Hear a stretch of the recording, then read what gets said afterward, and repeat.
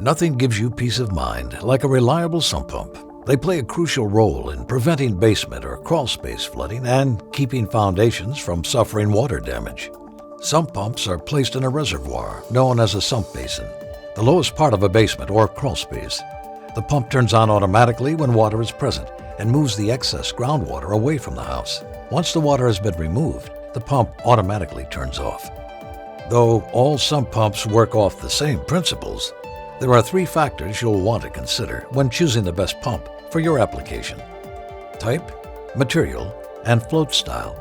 There are 3 types of sump pumps. Submersible sump pumps are the most commonly used today because they sit underwater.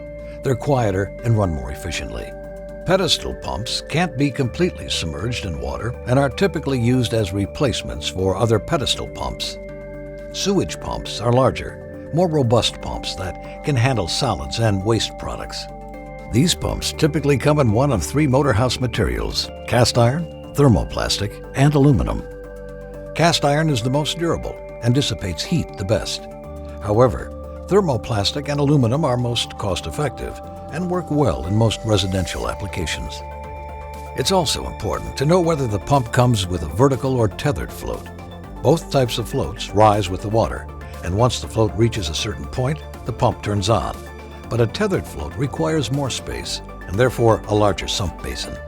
When in doubt, a high horsepower option with a vertical float design and a high performance option is a guarantee fit for all applications.